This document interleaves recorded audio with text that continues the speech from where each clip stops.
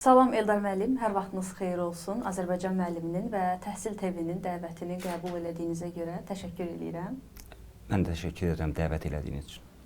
Eldar müəllim, əvvəlcə onu deyim ki, Azərbaycan Pedaqoji Universiteti ölkənin ən qocaman universitetidir və həmçinin də müəllim hazırlığı deyəndə ağla elə məhz sizin universitet gəlir. Ona görə də ilk olaraq ondan başlayaq ki, Azərbaycanda aparılan pedaqoji sahədə islahatlar, dəyişikliklər və onların təhsilə təsiri ilə bağlı nə düşünürsünüz? Təşəkkür edirəm. Çox gözəl sualdır. Pedaqoji Universitet Bakı dövlətdən sonra ölkəmizin ali təhsilinin ən yaşlı, ən qocaman bir məbədidir və Pedaqoji Universitet bugünə qədər 180 mindən çox məzun vermiş bir ali məktəbdir. Həm ölkəmizdə 20-ci əsrin əvvəllərində savadsızlıqla mübarizədə, həm milli özünü dərkdə 90-cı illərdə ölkəmizə edən ictimai-siyasi proseslərin önündə olan bir təhsil müəssisəsidir. 21-ci əsrdə təbii ki, qarşımızda çoxlu çağırışlar var. Azərbaycan müstəqilliyi əldə etdikdən sonra təəssüf ki, təhsil sahəsində islahatları arzu elədiyi şəkildə apara bilmədi. Mənfur qonşunun Azərbaycan torpaqlarını işğal etməsi, ölkəmizdə 1 milyondan sonra qaçqın, 20% ölkəmizin ərazisinin işğal olunması nəticəsində o ərazidə təhsil infrastrukturumuz məhv edildi. Bu, bizim ölkə olaraq, millət olaraq gündəliyimizə daha çox digər mövzuları qoydu. Şükürlər olsun ki, artıq ərazi bütövlüyümüzü, suverenliyimizi Azərbaycan ordusu, Ali Baş Komandan təmin edəndən sonra Azərbaycan təhsilinin də qarşısında yeni çağırışlar çıxıb. Bu, özünü ilk növbədə təbii ki, pedaqoji kadr hazırlığına da göstərir. Bu, bizim üçün bir milli gündəlikdir. Amma dünyada da həm pandemiyadan sonraki dövr, son dövrdə rəqəmsallaşma, süni intellektin cəmiyyət həyatının bütün sferalarına, o cümlədən təhsilə təsiri, təhsil sahəsində, pedaqoji kadr hazırlığı sahəsində islahatları zəruri bir gündəm maddəsinə çevirib. Pedaqoji Universitet bilirsiniz ki, 2021-ci ildə 100 illiyini qeyd etdi və 100 illiyə ünvanlanmış bir strateji planımız var idi. Pedaqoji Universitet biraz geriyə getsəm, 2015-ci ildə ölkə prezidentinin qərarı ilə iki böyük pedaqoji kadr hazırlayan ali məktəbin birləşməsi nəticəsində ölkənin böyük ali məktəblərindən birinə çevrildi. Azərbaycan Müəllimlər İnstitutu Pedaqoji Universitetə qovuşmaqla şəbəkələşmiş regionlarda 5 filialı, kolleci və baza məktəbi ilə Pedaqoji Universitet böyük bir 21 min, təxmini 300 nəfərlik bir ailədir. Və bu ailə 21-ci əsrə daha inamla addımlayır. Nəzərə alsaq, Pedaqoji Universitetin institusional akkreditasiyasından sonra pandemiya, zəfər bizim üçün 2030 baxışlarımızı formalaşdırmağa əsas verdi. Və bu baxışların əsas mərkəzində olan istiqamətlər, belə qısa şəkildə, tezis şəklində desəm, birincisi əmək bazarının tələblərinə uyğun kadr hazırlığıdır. İldən ilə pedaqoji sahədə işləyənlərə tələblər dəyişir. 21-ci əsrin bacarıqları bugün gündəmdədir. Yaşıl təhsil çox vacib bir çağırış olaraq son dövrlər dünyada iqlim gündəliyinin təsiri nəticəsində çıxan bir yeni çağırışdır. Bugün Z nəslinin təhsilin qarşısında yeni bir çağırışları var.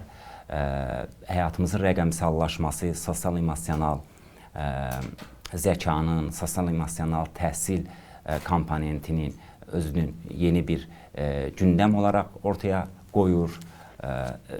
Multidisiplinarlıq, sonra sistem yanaşması, rəqəmsal texnologiyaların bütün sosial həyatımıza, 7-dən 77-yə hər bir insanın gündəlik həyatına təsir etdiyini nəzərə alsaq, rəqəmsal bacarıqlar və sistem yanaşması digər vacib bir istiqamətdir və bunlar kontekstində Pedaqoji Universitet 2020-ci ildə, xüsusilə bakalavr hazırlığında məzmunda ciddi reformalar elədi, beynəlxalq əlaqələrini gücləndirməyə çalışdı, beynəmləşmə siyasəti kontekstində bir çox ixtisasların rus və ya ingilis bölmələrini açdıq, daha gənc, xaricdə təhsil almış, ölkəmizdə çox uğurlu təhsil almış, daha gənc pedaqoji heyəti universitetimizə cəlb eləməyə çalışdıq. Əgər biz baxsaq 2016-cı, 2025-ci il Pedaqoji Universitet orta yaşı professor müəllim heyətinin bu çox gəncləşdiyini deyə bilərik. Bax, bütün bu dediyim istiqamətlərdə Pedaqoji Universitet son illərdə xeyli işlər gördü. Amma təbii ki, bu görülən işlər bizim qarşımıza yeni vəzifələr də doğurur. Eldar müəllim, siz əmək bazarından bəhs elədiniz. Mənə ümumilikdə maraqlıdır. Siz necə düşünürsünüz? Hazırda əmək bazarında müəllimlərin daha layiqli yerini tutması üçün hansı mexanizmlər tətbiq olunmalıdır? Təbii ki, bununla bağlı artıq mexanizmlər var və tətbiq olunur. Amma bunu genişləndirmə istiqamətində də bəzi təkliflərim ola bilər. Birincisi, məzmun hazırlığında əmək bazarının əməkdaşlıq. Biz 2020 təhsil proqramına hazırlayarkən biz ilk əməkdaşlıqları etmişdik. Mən xatırlayıram, TV layihə çərçivəsində biz 4 ixtisasın pilot proqramlarını hazırlanması istiqamətində əmək bazarına sıx əməkdaşlıq etmişdik. Həmin modeli 2020-ci ildə bakalavr ixtisaslarının təhsil proqramlarına hazırlayarkən etdik. Amma bu yaxınlardan Elm və Təhsil Nazirinin əmri ilə yeni təhsil proqramlarının hazırlanması ilə bağlı bir komissiya yaradılıb. Müvafiq sahələr üzrə sahə komissiyaları yaradılıb, təhsil ixtisasları üzrə Pedaqoji Universitet rektoru Professor Cəfər Cəfərovun və özəl sektorun təmsilçisi olaraq Hədəf Şirkətlər qrupunun baş icraçı direktor Şəmil müəllimin həmsədri olduğu bir əmək bazar qrupu yaranıb. Biz ilk növbədə magistraturanın təhsil proqramlarının plana görə hazırlığına məşğul olacağıq və bu istiqamətdə işin birinci hissəsi artıq tamamlanıb, ixtisaslaşmalar təqdim olunub və bu prosesin hər mərhələsində əmək bazarının rəyi alınır. İkinci vacib istiqamət əmək bazarı ilə sıx yalnız məzmunu hazırlamaq deyil, həm də məzmunun icrasında əməkdaşlıqdır. Bu, adətən biz ilk baxışdan təcrübə kimi bunu görürük. Amma yalnız buna istehsalat və ya pedaqoji təcrübə kimi də baxmamalıyıq. Bütün təhsil dövründə tələbələrin ixtisasına görə yaxşı bir mütəxəssis kimi hazırlanması üçün əmək bazarının təklif etdiyi müxtəlif sertifikat proqramları, müxtəlif təqaüd proqramları, müəyyən təcrübə proqramlarına tələbələri aktiv şəkildə cəlb etməyə çalışırıq. Sevinirəm ki, Pedaqoji Universitet əmək məzunlarının məşğulluğuna görə ölkədə 4-cü yerdədir.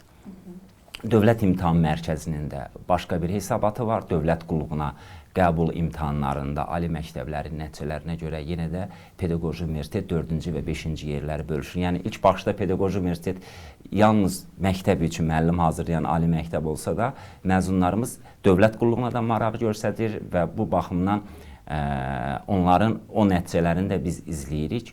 Təbii ki, vacib məqamlardan biri də məzunların növbəti təhsil pilləsinə keçididir. Yəni, bir çox məzunlar bakalavr bitirəndən sonra müəllim olmayıb, magistratura təhsil almaq və təhsillərini davam elətdirmək istəyir. 2024-cü il məzunlarımızın təxminən 2200 nəfərə yaxın məzunumuzun 812 nəfəri magistratura təhsil səviyyəsində təhsillərini davam elətdirib. Təxminən bu 30%-ə yaxınlığı bir hissədir. Təxminən 70 nəfərə yaxını xaricdə magistraturasını və ya təkrar ikinci bakalavr təhsilini davam elətdirir. Bütün bu dediklərim əmək bazarına Pedaqoji Universitetin məzunlarının ehtiyacını göstərir, Pedaqoji Universitetin məzunlarının bir çoxunun əmək bazarında uğurlu olduğunu göstərir. Eldar müəllim, siz dediniz, mənə çox maraqlı gəldi. Deməli, maraqlıdır, MİQ və sertifikasiyada sonraki mərhələdə monitorinq aparmaq imkanınız olubmu? Pedaqoji Universitetin məzunları, müəllimlər, işləyən yəni artıq müəllimlər, həmin bax bu mərhələlərdə nə qədər uğurlu ola biliblər? Bəli, əlbəttə ki, məlumatımız var. Həm sertifikasiyanın nəticəsi ilə bağlı biz monitorinq aparırıq. Təbii ki, biz individual olaraq hansı məzunumuzun hansı nəticə topladığını görə bilməsək də, bu məlumatları əldə etmək ali məktəb olaraq bizim üçün əlçatan deyil. Amma sertifikasiya aparan qurumların açıqladığı nəticələrdə, xüsusilə sertifikasiyadan uğursuz keçən məzunların və ya müəllimlərin hansı təhsil müəssisələrində təhsil aldıqları ilə bağlı məlumatlar paylaşılır. Sevinirik ki, Pedaqoji Universitetin həmən şəxslər arasında məzunları yoxdur. Bəs MİQ? Yəni, hansı ki, onlar sertifikasiyadan keçməyiblər. Digər bir istiqamət MİQ nəticələrdir. Bəli, MİQ nəticələrində biz individual nəticələri görə bilirik. Biz artıq aprel ayının sonundan etibarən magistratura imtahan nəticələri açıqlandığı üçün artıq son kursda oxuyan, son tədris ilində təhsilini davam elətdirən tələbələrimizin həm magistratura nəticələrini, biraz sonra isə MİQ nəticələrini izləyirik və artıq səhv etmirəmsə 5-ci ildir biz həmən ilin oktyabr-noyabr ayında olan elmi şuralarımızda Pedaqoji Universitetin son il məzunlarının məşğulluq hesabatını dərc edirik. Məzunlarımızın nə qədəri oğlanlar hərbi xidmət edib, biz onlara adlı siyahısını çıxardırıq. Məzunlarımızın nə qədəri MİQ imtahanına sənəd verib, test mərhələsində hansı nəticələr toplayıb, nə qədəri test mərhələsini uğurla keçib, nə qədəri intervyu mərhələsini uğurla keçib, təyinat alıb. Keçən il bizim universitetin məzunlarının həmən dediyim magistratura təhsil səviyyəsinə təhsilini davam elətdirən və hərbi xidməti keçənləri çıxmaqla məşğulluq səviyyəsi səhv etmirəmsə 73% olmuşdu. Bu düşünürəm ki, yaxşı nəticədir, amma biz bu nəticəni daha da yaxşılaşdırmaq üçün bundan sonra daha çox səylə çalışmalıyıq və bu istiqamətdə görüləcək işlər çoxdur. Uğurlar arzulayıram. Bu çox ciddi bir həqiqətən də belə deyək də səydir. Eldar müəllim, siz bölgələrlə bağlı qeyd elədiniz. Bölgədə fəaliyyət göstərən filiallar. Bu yaxınlarda Milli Məclisdə də bu məsələ müzakirə olunub ki, bölgə universitetlərinə, bölgədə fəaliyyət göstərən ali təhsil müəssisələrinə tələbə qəbulu stimullaşdırılmalıdır, artırılmalıdır ki, paytaxtdakı təhsil müəssisələrinin yükü deyək, müəyyən qədər azalsın və bölgədəki təhsil müəssisələrinin inkişafına da bu təbii ki, müsbət təsir edir. Siz artıq 5 filial qeyd elədiniz də, varsa bilmirəmsə.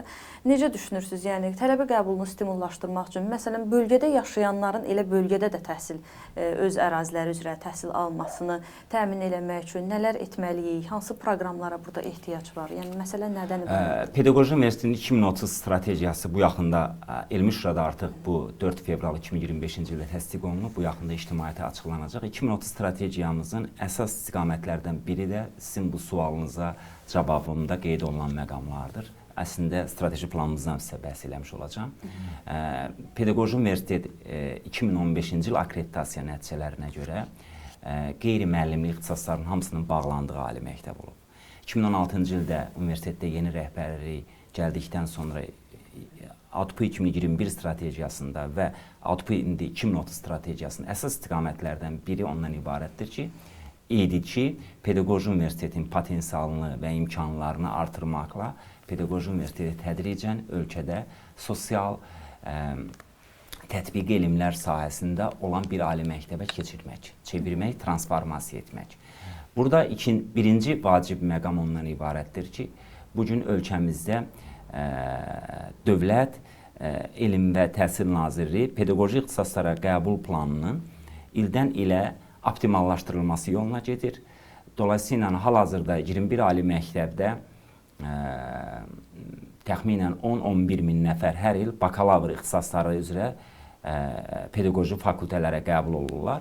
Bu növbəti illərdə biraz azaldılacaq, çünki əmək bazarının ehtiyaclarına görə, əmək bazarının sifarişinə görə burada bir tənzimləmə yəqin ki aparılır. Biz bunu ildən ilə hiss edirik. Bu daha da dəqiqləşəcək.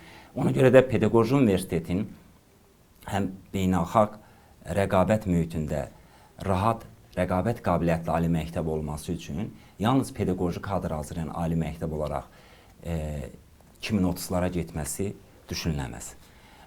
O cümlədən filiallarımızın. Ona görə də növbəti dövrdə Pedaqoji Universitet və onun filialları yalnız pedaqoji ixtisaslar üzrə deyil, tədricən orada müəyyən əmək bazarının ehtiyaclarına uyğun olaraq korreksiyalar etməklə əmək bazarının ehtiyacı olan yeni istiqamətlər və ixtisaslar üzrə kadr hazırlığını aparmağı nəzərdə tutur. 2030-cu ilə qədər hal-hazırda 100% yalnız pedaqoji kadr hazırlayan ali məktəbimizi 70% təxminən tələbələrinin pedaqoji ixtisaslarda, 30% ixtisaslarda isə qeyri-pedaqoji ixtisaslarda təhsilini davam elətdirilməsini biz hədəfləyirik. Konkret hansı ideyalar var? Pedaqoji Universitetin ayrı-ayrı fakültələrin, professor müəllim heyətinin, yəni elmi pedaqoji kadr potensialının əlaqələrini, təcrübə bazıları ilə əlaqələrini, ənənələrini əldə rəhbər tutaraq əmək bazarının ehtiyacı olan, misal üçün kimya mühəndisliyi, informasiya texnologiyaları, rəqəmsal media üzrə, məsələn, filoloji fakültəmizdə, ayrı-ayrı xarici dillər üzrə, regionşünaslıq üzrə, psixologiya üzrə, dizayn üzrə, ixtisasları müxtəlif fakültələrimizin profilinə uyğun olaraq hazırlamağı nəzərdə tuturuq. Bəs bunun üçün kadr cəlbi bölgələr üzrə olduğu üçün deyirəm, yəni çətin olmayacaq ki? Təbii ki, çətin olacaq. Bilirsiniz ki, Elm və Təhsil Nazirliyinin kollegiyasının qərarına əsasən yeni ixtisasların ali məktəbdə açılması üçün qaydalar var. Bəli. Və o qaydalarda müvafiq o tələblər var. Ona görə də biz bu yaxında ali məktəb olaraq qərar vermişik və hər fakültənin və hər filialın qarşısına bir vəzifə olaraq qoymuşuq ki, növbəti bir il ərzində həmən qaydalara uyğun olaraq hər fakültə və hər filial ən azı bir ixtisasın müvafiq sənədlərini, əsaslandırmalarını hazırlamalıdır. Orada əmək bazarının tədqiqatı olmalıdır. Orada elmi pedaqoji komanda formalaşdırılmalıdır, tapılmalıdır, müəyyən olunmalıdır. Təcrübə ilə bağlı məsələlər var. Ölkənin sosial-iqtisadi inkişafına və ya filiallarsa o regionun sosial-iqtisadi inkişafı ilə səsləşən ixtisaslar olmalıdır. Bununla bağlı təsəvvür edin ki, bizim Quba filialımız, Şamaxı, Şəki, Cəlilabad və Ağcabədi filiallarımızda ölkənin həmən bölgələrinin əmək bazarının ehtiyaclarına uyğun olaraq kadr hazırlığı əsas çağırışdır. Və sualınızın ikinci hissəsi ki, bölgələrdə ali təhsilə gənclərin əl çatanlığını artırmaq üçün bölgələrdə olan gənclərimizin və ya elə paytaxtımızda, böyük şəhərlərimizdə olan gənclərimizin bu gözəl dilbər güşələrimizdə gedib tıxacdan, sosial və sıxlığından uzaqlaşıb təbiət qoynunda təhsil almalarını təşviq eləmək, stimullaşdırmaq üçün nələr edilə bilər? Birinci istiqamət orada çox maraqlı proqramlar açmalıyıq. Və bu ali məktəblər olaraq yalnız bizim filiallarımızın timsalında və digər regionlarda olan ali məktəblərimizin vəzifəsidirsə, digər tərəfdən mənə elə gəlir ki, burada biz əmək bazarı universitetlər sıx əməkdaşlıq eləməliyik. Və xüsusilə nəzərə alsaq ki, Bakı şəhəri və onun ətrafının nəqliyyat infrastrukturu ilə bağlı qəbul olunan yeni dövlət proqramında regionlarda ali təhsil müəssisələrinin təhsil alanların payını regionların hesabına artırmaq bir strateji hədəflərdən biridir. Ona görə də bu strateji hədəflə səsləşərək biz də pedaqoji universitet olaraq 5 filialımızda daha çox hansı əmək bazarının ehtiyaclarına uyğun kadr hazırlığı aparıla bilərsə, bunlar barədə düşünürük. Yalnız düşünmürük, ümid edirəm ki, biz 25-26-cı tədris ilində həmən bu filiallarımızda və o cümlədən Bakıda yeni ixtisasların açılmasının şahid olacağıq. Bəs təhsil şəraitinin, infrastrukturun yaxşılaşdırılması üçün strateji planda məsələlər varmı? Təbii ki, bu strateji planın bir komponenti barədə danışdım. Ümumiyyətlə bizim strateji plan əsas 6 strateji hədəfi qarşısına qoyub. Bunun birincisi əlçatan keyfiyyətli, əmək bazarının tələblərinə uyğun, tələbə yönümlü, müasir mütəxəssislər və müəllimlər yetişdirməkdir. Yəni mütəxəssislər sözünü ona görə qeyd edirəm ki, biz strateji hədəflərimizdən biri yalnız müəllim hazırlığıdır, həm də digər sahələr üzrə ali təhsilli mütəxəssislər hazırlamaqdır. İkinci vacib istiqamət elmi tədqiqat potensialını artırmalıdır. Bu bizim ali məktəblərimizin qarşısına duran əsas vəzifələrdən biridir və biz də pedaqoji universitet olaraq beynəlxalq reytinqlərdə layiqli yerimizi tuta bilməyimiz üçün elmi, pedaqoji tədqiqatların keyfiyyətini və həcmini artırmalıyıq. Bu istiqamətdə bir çox addımlar atılıb, bundan sonra daha geniş addımlar atılacaq. Üçüncü vacib istiqamət infrastrukturu və rəqəmsallaşmadır. Pedaqoji universitetin regionlarda olan mövcud filiallarından səhvləmirəmsə birində hal-hazırda yataqxana var. Digər birində də yataqxana var, amma işlək vəziyyətdə deyil. Həmən infrastrukturun digər filiallarımızın əmək bazarı ilə, özəl sektorla, banklarla və ya müvafiq dövlət orqanları qarşısında təkliflərlə çıxış edərək müasir infrastruktur yaradılması istiqamətində səyləri yəqin ki, qarşıda duran əsas vəzifələrdən biridir. Bəs Bakıdakı yataqxana ilə bağlı, pedaqoji universitetin yataqxanası ilə bağlı vəziyyət necədir? Hal-hazırda bizim gənclik yataqxanası dediyimiz Pedaqoji Universitetinin Gənclik Korpusunda, bizim Tarix Coğrafya Fakültəsinin yerləşdiyi binada qızlar yataqxanamız var. Orada 300 yerlik, təxminən 300 yer səhvləmirəmsə olan bir qızlar yataqxanamız kifayət qədər də yaxşı şəraitdədir və hər il yataqxanamız böyük rəğbət görür. Amma burada təbii ki, avtomatik sual çıxır. Minlərlə tələbəsi olan bir ali məktəbdə yataqxana məsələsi çox müzakirə olunur. Tələbələrin əksəriyyəti regionlardan olan, xanımlar olan bir ali məktəbdə yalnız 300 yer. Bilirsiniz ki, Pedaqoji Universitet ölkəmizin 104 yaşlı bir ali məktəbidir. Sovet dövründə Pedaqoji Universitetin böyük yataqxana infrastrukturu olub. Şəhərin Dərnəgül deyilən ərazisində hal-hazırda bizim 5 yataqxana binamız qaçqın və məcburi köçkün həmvətənlərimizin ixtiyarındadır. Şükürlər olsun ki, artıq zəfər qazanmış ölkəmizin işğaldan azad olunmuş ərazilərində böyük quruculuq işləri gedir. Biz hər gün səhər xəbərlərdə hansısa kəndimizə, hansısa şəhərimizə qaçqın və məcburi köçkün bacı qardaşlarımızın köç xəbərlərini oxuyuruq və məndə olan məlumata görə həmən binalarımızda yerləşən məcburi köçkünlərimizin də öz evlərinə getməsinə bağlı qrafiklər artıq bəllidir və yaxın gələcəkdə bizim strategiyanın vacib komponentlərindən biridir. Yaxın gələcəkdə həmən binalar tədricən hissə-hissə boşaldıqca biz yaxın gələcəkdə, ilk yaxın gələcəkdə, heç olmasa o 4-5 binadan birini tam boşaldılmasına nail olmaq, onun fiziki vəziyyətini qiymətləndirərək çıxış strategiyasını formalaşdırmağa çalışacağıq. Mütəxəssislərin verdiyi rəyə görə onların təmirindənsə yeni bir yataqxana binasının tikilməsi gündəmə gəlsə daha yaxşı olar. Amma bu barədə təbii ki, o sahənin mütəxəssislərinin rəy əsasında qərar veriləcək və inanıram ki, qısa bir müddətdə biz özəl sektorun Elm və Təhsil Nazirliyinin dəstəyi ilə biz orada gözəl bir yataqxananı istifadəyə verə biləcəyik. Zaman ayırdığınıza görə təşəkkür edirəm, minnətdaram. Mən sizə təşəkkür edirəm dəvət elədiyiniz üçün. Çox xoş oldu.